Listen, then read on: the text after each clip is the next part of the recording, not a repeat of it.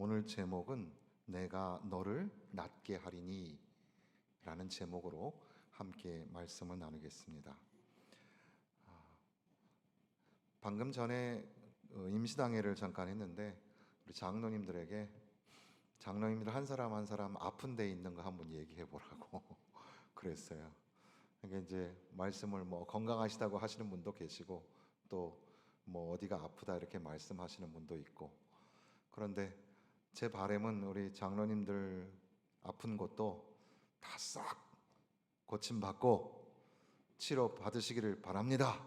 네, 이런 마음이었어요. 그럼 장로님이 그러시더라고요. 어느 장로님이 목사님 오전에 말씀하셨으니까 다 될 줄로 믿습니다. 이렇게 하셔서 참 감사하다. 여러분도 다 이렇게 옆에 있는 분들 한번 봐보시면 다 아픔이 있죠, 병이 있고 그렇습니다. 참 어떻게 견디고 계실까, 한 분 한 분이 다 이렇게 다 계신데 제가 일일이 다 거론할 수 없고 각자 제가 아시는 병들이 있는데 하나님께서 치료하여 주셔서 깨끗하게 낫고, 또 그거 끌어안고 가는 병이라면 그것 때문에 힘겨워하지 말고 오히려 버티고 견딜 만한 새 힘 주시옵소서. 그래서 여러분들이 좀 그런 기적 같은 치유의 은혜를 경험할 수 있기를 바랍니다. 사실 또 요즘에 우리 교회가 환우들을 위한 기도를 하나님이 잘 들어주셔서 우리 교회에서 기도하면 낫더라 이런 소문이 난대나 뭐래나 하여튼, 예? 그런데 우리에게는 그런 능력은 없어요. 하나님에게 능력이 있어서 하나님이 불쌍히 여기셔서 우리를 고쳐주실 줄로 믿습니다. 1절의 본문의 말씀의 시작은 이래요. 내 집에 유언해라. 너 집 정리해라. 네가 죽고 살지 못하리라. 사망 선고죠. 사람이 이 말이라는 게 굉장히 중요해요. 그래서 감옥에 있는 사형수가 자기가 죄를 지어서 사형을 당하게 되는데 실제로 그 재판관에 의해서 누구누구 며칠 사형이라는 말이 떨어지면 그때부터 온 몸이 굳기 시작하고 벌벌벌벌벌 몸이 이렇게 완전히 그 약해지기 시작한다는 그런 통계가 있어요. 그러니까 사람이 말을 듣는 것만으로도 엄청난 충격을 받는 거죠. 선지자가, 하나님의 선지자가 비교적 왕 중에서 그래도 칭찬을 듣는, 이 당대로 말하면 소위 영과도 같았던 왕이 히스기야 왕인데 그에게 와서 청천벽력 같은 얘기를 하는 겁니다. 집 정리해라. 너 죽는다. 우리 인간의 한계를 드러내는 동시에 하나님의 그 죽음을 주장하실 수 있는 전능하신 하나님을 볼 수 있도록 하는 그런 무시무시한 그런 말씀이죠. 우리가 이 히스기야가 돼서 우리 입장에서 한번 들어보세요. 너 집 정리해라.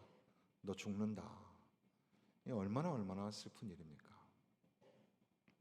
그런 경험들을 곧장 여러분들도 가지고 있을 수 있을 거라고 생각이 듭니다. 이건 너무 많은 예가 있기 때문에 여러분들도 참 많이 있고, 저는 예화를 쓰는 걸 별로 안 좋아하긴 하는데 실제 있었던 사건들을 여러분들이 간증으로 가지고 있는 것은 굉장히 의미가 있다고 생각합니다. 저같이 어린 사람도 인생의 고비 속에서 죽을 뻔했던 사건들이 있었어요. 그런데 하나님이 기적같이 살려주셨던 겁니다. 저는 병원의 중환자실에 뭐 20일 정도 입원을 했었다가 소개가 뭐 파열이 됐다 그랬나 그러다가 기적처럼 나와서 나오기도 했어요. 또 예전에는 이거는 한 번도 말씀드린 적이 없는 것 같은데 그 총각 때 이렇게 전도사 때 다른 교회 수련회 특강 강사로 간다고 전도사님 두 분인가를 더 태우고 중고차를 제가 사가지고 몰고 가다가 타이탄이라는 트럭이 있는데 그 제가 샀던 자가용 승용차와 그 타이탄 트럭의 바퀴가 비슷해요, 크기가. 그러니까 그 트럭이 얼마나 큰지 알겠죠. 그게 비보호에서 그 트럭하고 그 차하고 박았어요. 제 차 앞에가 본네트 이쪽이 앞쪽이 운전대까지 다 찌그러져 들어가고, 그리고 그 트럭은 뭐 멀쩡했죠. 다 부서진 거죠. 그런데 기적같이 탔던 세 사람도 하나도 안 다친 거예요. 근데 그 중고자동차 유리가 짝퉁이라 이제 자동차 유리는 알갱이로 떨어져야 되는데 이게 가루로, 유리 가루로 떨어져 가지고 제 얼굴에 폭 덮은 거예요. 근데 안경을 쓰고 있었기 때문에 눈에는 안 들어간 거죠. 그래서 의사에게 이렇게 얼굴에 피가 막 나니까 의사에게 갔죠. 가니까 핀셋으로 이렇게 하나씩 뽑다가 막 이거 유리가 얼마나 잘못된 유리냐 그러면서 의사 선생님이 그러는 거예요. 그래서 제가 꼼보 될 뻔했다니까요. 얼굴이 이게 다 유리가 박혀가지고. 근데 사람 몸이 참 신기한 게 그 어떤 이물질이 들어오면 밀어내는 힘이 있대요. 그래서 자연적으로 어느 정도까지 해놓고 난 다음에는 밀어내게 놔두고 이걸 비비면 안 된다고 그러더라고요. 그래서 그렇게 해서 살아났던 기적이 있어요. 그런 거는 인생에 굽이굽이마다 있었는데 이거는 제 얘기만 그런 게 아니라 여러분의 삶에도 너무나 많은 그런 일들이 있었단 말이에요. 기적처럼 살았던. 결국 우리는 그렇게 위험한 순간을 살아내고 어떻게 보면 살 얼음판 같은 그런 인생을 살아간다고 해도 과언이 아니죠. 우리가 죽음을 정할 수가 없는 거죠. 그런데 인간의 삶과 죽음을 다스리고 주관하시는 하나님께서 너 집을 정리해라. 너 이제 오래 살지 못한다. 말씀하시면 이것처럼 엄청난 충격의 말씀이 어디 있겠습니까? 참 암담하고 참담했을 거예요. 그런데 히스기야는 어떻게 했어요? 낯을 벽으로 향하고 여호와께 기도하여 이르되 전심과 진심으로 주 앞에 행하며 주께서 보시기에 선하게 행한 것을 기억하옵소서 하면서 심히 통곡을 했대요. 심히 통곡을. 심히 통곡한 내용이 이사야서에 나오는데요. 이사야서 38장 제가 한번 찾아서 읽어보면 이사야서 38장에 보면 히스기야가 병들어 죽게 되니 아모스의 아들 선지자 이사야에게 너는 죽고 살지 못하리라 이렇게 똑같은 내용이 나와요. 그런데 그 38장 9절 이하에 보면 유다 왕 히스기야가 병들었다가 그의 병이 나은 때에 기록한 글이 이러하니라. 그러면서 내가 말하기를 나의 중년의 수월의 문에 들어가고 나의 여생을 빼앗기게 되리라 하였더라. 중년밖에 안 됐는데 내가 이제 죽게 되었다 그렇게 고백을 하는 거죠. 내가 다시는 하나님을 산 자의 땅에서 뵙지 못하고 죽은 자의 땅에서 배울 것만 같다. 나는 이제 생명이 없어지고 끊어지게 되었다. 내가 아침까지 견디어 싸우나 주께서 사자같이 나의 모든 뼈를 꺾으시니 조석간에 아침 저녁간에 내가 끝날 것만 같다. 나는 제비같이 학같이 지적이며 비둘기같이 슬피 울며 내 눈이 쇠하도록 앙망하나이다. 하나님에게 내 영혼의 고통으로 말미암아 내가 종신토록 방황하리이다. 그러면서 16절에 주여 사람이 사는 것이 이에 있고 내 심령의 생명도 온전히 거기에 있사오니 원하건대 나를 치료하시며 나를 살려 주옵소서. 그렇게 하나님 앞에 심히 통곡을 하면서 히스기야가 기도를 했다는 겁니다. 그랬더니 이사야가 이 말씀을 왕에게 전하고 돌아가기도 전에 갑자기 그 길에서 하나님이 다시 이사야를 부르시는 겁니다.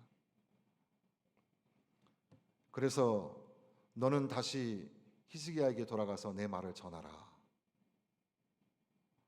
그래서 그 말의 내용을 전하는데 여호와의 말씀이 5절에 뭐라고 되어 있어요? 내가 너의 기도를 들었고 너의 눈물을 보았노라. 하나님은 우리를 보시는 하나님, 하나님은 우리를 들으시는 하나님. 하나님은 저와 여러분을 보세요. 어떻게 행동하나 보시는 거죠. 하나님은 여러분들의 기도 소리를 들으세요. 소리를 크게 내셔도 듣지만 소리를 작게 내신다고 해서도 안 들리는 게 아니에요. 하나님은 우리 심중의 소리도 들으세요. 하나님 앞에 심히 통곡을 했다고 하는 거 보니까 분명히 엉엉 울면서 기도했을 텐데 하나님은 이사야를 통해서 히스기야에게 말하기를 내가 너의 기도하는 소리를 들었다. 너의 통곡하며 우는 모습을 내가 보았다. 그래서 어떻게 하신다고요? 내가 너를 낫게 하리니. 내가 너를 낫게 하리니. 3일 만에 여호와의 성전에 올라가겠고, 우리가 앞서 생각해 봤던 것처럼 3일 만에라는 단어만 나오면 우리는 그냥 덜컥 예수님의 부활로 연결이 사실 됩니다. 그러니까 비슷한 그런, 어떻게 보면 구속사적으로 보면 그런 해석도 가능은 할 것 같아요.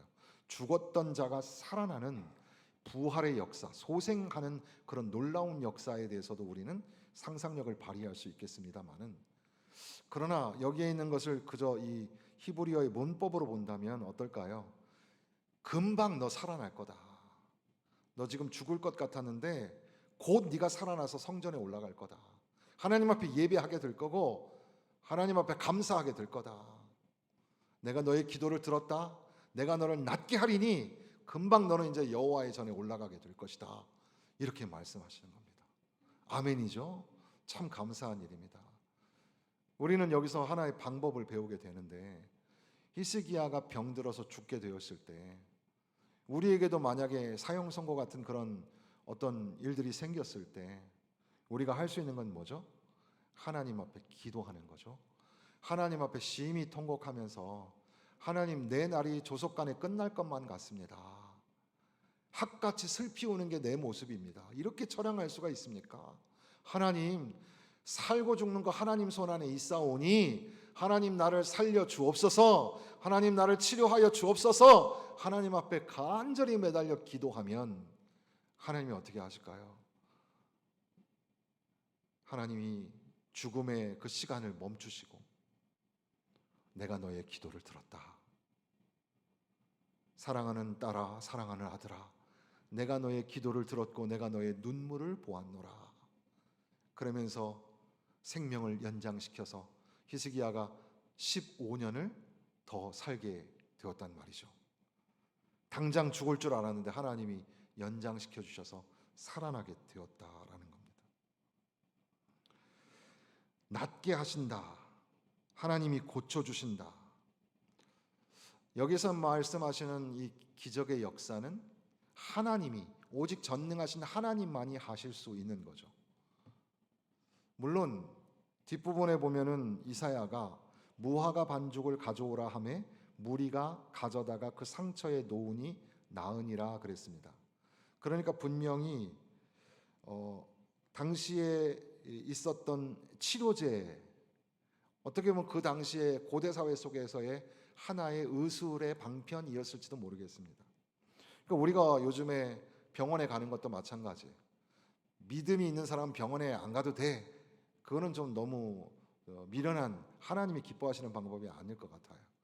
우리가 할 수 있는 최선의 방법을 하되, 그러나 우리의 낫고 병들고 또는 죽고 사는 문제의 그 주권은 하나님에게 있다. 그러므로 하나님, 의사도 지켜주시고 투여되는 약도 지켜주시고 모든 그 기계들도 하나님이 주관하여 주시고 작은 세포에 이르기까지 하나님이 치료하여 주옵소서. 우리는 하나님 앞에 매어서 기도하는 것밖에는 없죠. 그러나 사실 거기에 해당되는 여러 가지 치료의 방법을 할 수는 있겠습니다. 우리가 병을 낫기 위하여 약을 먹고 병원에 가고 또 때로는 치료를 받아야 해서 수술을 하기도 하고 또 회복을 또 지켜보게도 됩니다. 그럴 때 우리는 하나님 앞에 기도하기를, 하나님 앞에 내가 신실한 종으로 살았고 앞으로도 이 신앙이 변치 않습니다. 하나님, 나에게 다시 한번 기회를 주셔서 생명을 연장시켜 주셔서 히스기야처럼 나에게도 생명을 연장시켜 주셔서 하나님 영광 돌리는 삶을 살게 하여 주옵소서. 여러분이 선한 목적을 가지고 선한 기도를 하나님 앞에 드리면 하나님이 우리를 불쌍히 여기시사 혹시 우리를 살려주실 수 있지 않겠습니까?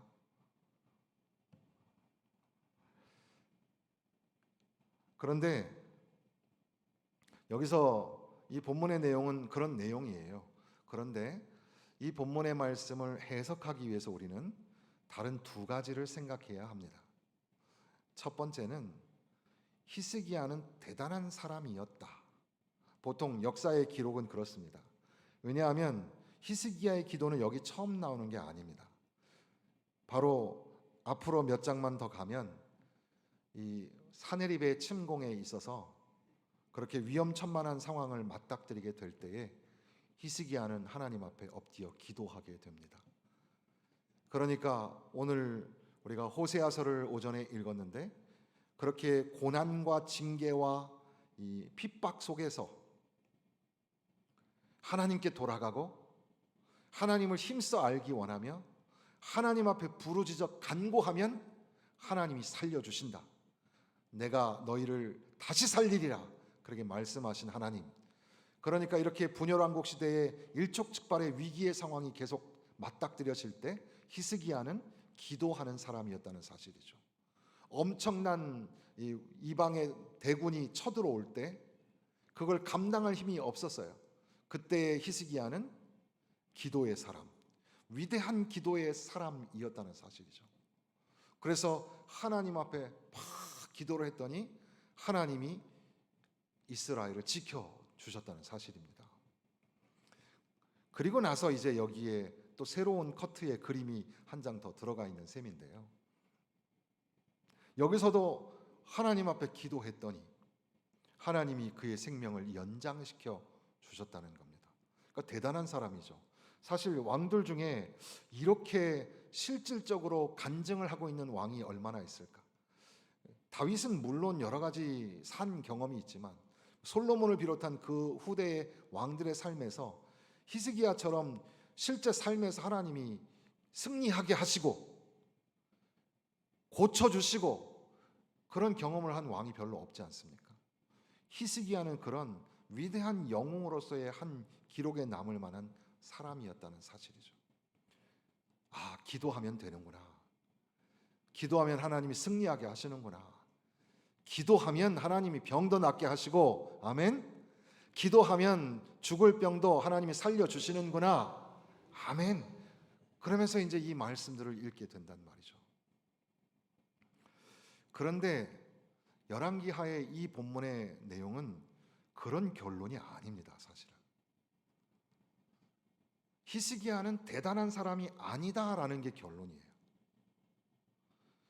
히스기야가 이렇게 엄청난 기도의 역사를 통해서 승리를 맛보고 다시금 생명이 회복되어지는, 죽었다가 살아난 자가 되는 그런 기적의 체험을 했음에도 불구하고 위대한 영웅은 따로 있었다는 사실이죠.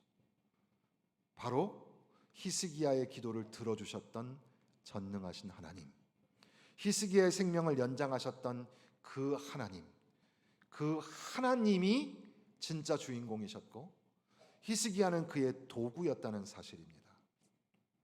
우리는 우리의 인생을 조심하게 들여봐야 될 것이 있는데, 우리가 병이 생기고 우리에게 문제가 생기면 우리가 주인공인 그 상태에서 함몰되어져 버리는 경우가 많습니다. 그래서 어떻게 해요? 나는 어찌 살고, 나는 어떻게 하면 좋나, 내가 중심이 되는 거예요.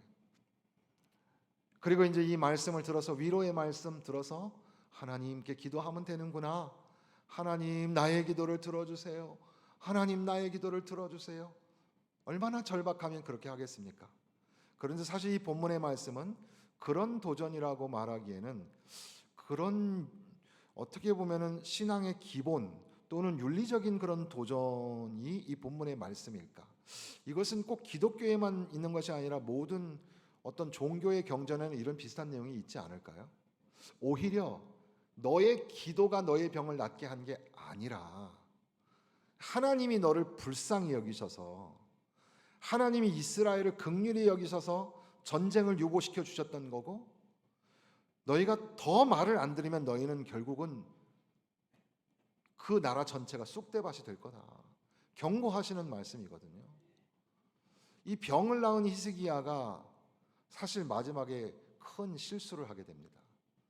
그래서 결국 마지막에 안 좋은 왕이 되고 히스기야는 역사 속으로 사라지게 되는데, 그러므로 이 이야기를 통해서 우리에게 이 역사가 열왕기서를 기록한 예레미야, 혹시 누가 했는지 모르지만 그 저자가 우리에게 전달하고자 하는 것은 이제 너희가 지금 포로로 끌려가고 이렇게 참담한 상황을 맞닥뜨리게 된 것은 너희의 조상 되었던 왕들이 하나님의 말씀을 불순종하고 우상 숭배를 하고 자기의 갈 길로 갔기 때문에 여기까지 오게 된 거다. 그래, 간혹 어떻게든 애써서 살아보려고 했던 사람들이 있었어. 우리가 앞서 새벽에도 그 아하방 시대에 여호사밧이라는 유다의 왕이 있었는데 그 아버지 아사나 여호사밧은 그래도 종교 개혁을 했던 그런 유다의 왕들이었단 말이죠. 그런 차원에서 히스기야도 하나님 앞에 신실하게 살려고 노력했던 왕이었단 말입니다. 그러나 그 왕도 완벽한 사람이 아니다. 이것이 본문의 결론이에요. 그 왕도 부족하고 연약하기 짝이 없는 존재였다는 사실입니다.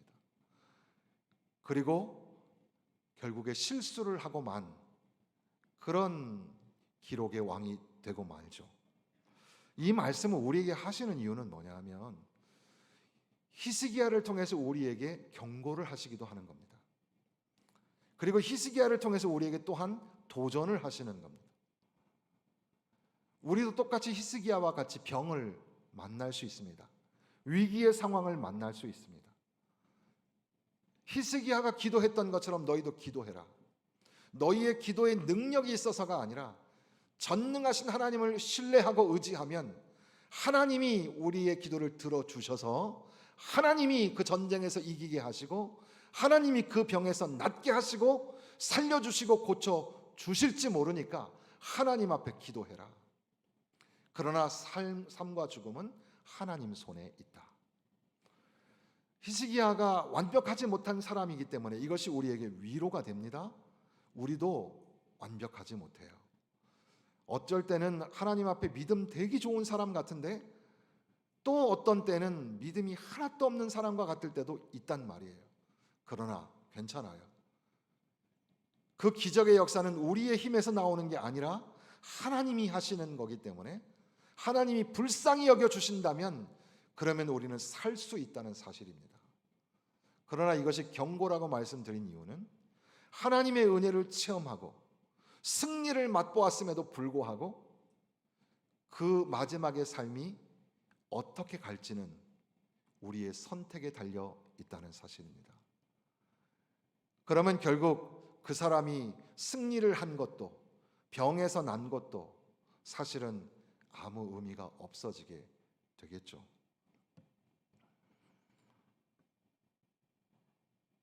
한 가지 간과할 수 없는 사실은 기도입니다. 기도가 매개체가 되어서 하나님과의 대화인 이 기도, 하나님 앞에 심히 통곡하면서 간구했더니 하나님이 그 기도를 들어주셨다는 사실이죠. 호세아서의 말씀과 연결해서 호세아서에서도 결국은 되돌아가라, 여호와께 돌아가고 하나님을 힘써 알아라. 그것은 하나님께 간구하고 하나님을 의지하여 기도해라. 그런 말씀이었습니다. 마찬가지로 히스기야에게는 죽음에서 벗어날 수 있는 능력이 없지만 전능하신 하나님에게는 능치 못함이 없으니 그 하나님 앞에 나아가 기도하는 기도는 뭔가 아주 중요한 묵직한 키가 된다는 사실을 우리에게 가르쳐 주십니다. 사랑하는 성도 여러분, 기도밖에는 살 길이 없습니다. 기도 외에는 기적이 없습니다. 하나님이 이 기도를 통해서 놀라운 역사를 일으키시기를 원하십니다. 특세하면 여러분도 피곤하죠? 저도 피곤해요. 왜 우리 부담스러운 거 이런 거 합니까? 그냥 기도실에서 조용히 하던 사람들끼리 하면 되는데.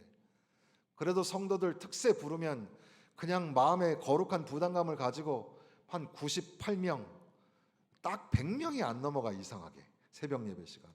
그래도 뭐 다른 분들한테 얘기하니까 그 교회는 새벽 예배 많이 나온다고 얘기하던데 정말 제 마음의 소원은 100명을 넘게 하여 주옵소서. 새벽 제단에 100명만 되면은 일당 100이니까 1000명 성도와 마찬가지잖아요. 그렇게 하는데 하나님이 왜 우리에게 기도하게 하실까? 하나님이 죽은 자가 살아나게 하시기를 원하시지는 않을까요? 하나님이 우리의 병든 것, 아픈 것을 치료하여 주시기를 원하시는 건 아닐까요? 여러분의 삶에 얽히고 복잡한 문제를 하나님 풀어주시고 해결해 주시기를 원하시는 거 아닐까요? 그렇게 해서 더 하나님을 신뢰하고 하나님을 믿는 그런 믿음의 성숙한 사람이 되게 하려고, 여러분이 기적을 체험하고 은혜를 체험한 이후에 히스기야의 믿음을 뛰어넘고, 어떤 학자는 또 다른 다윗을 히스기야라고 불렀는데, 또 다른 다윗, 또 다른 히스기야로 저와 여러분을 부르시는 건 아닐까요?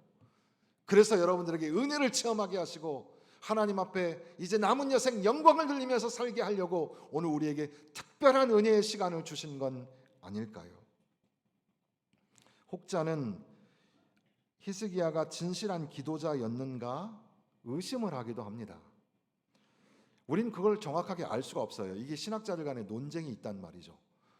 그의 인생을 보면 어쩔 때는 신실한 기도자 같기도 하고 또 어쩔 때는 그렇지 않으니까. 근데 우리도 사실 마찬가지잖아요. 우리도 어쩔 때는 굉장히 간절하게 막 믿음 있게 기도하는 것 같은데 또 어떨 때는 이상하죠, 우리 모습이. 아무튼 우리가 알고 있는 것은 뭡니까? 그가 병이 들었고 죽게 되었다는 사실이고, 그 상황 속에서 하나님 앞에 통곡하며 기도했더니 하나님이 내가 내 기도를 들었고 내가 내 눈물을 보았노라, 네가 다시 살아날 것이다, 내가 낫게 될 것이다, 이렇게 말씀하셨다는 사실을 우리는 알 수 있는 겁니다.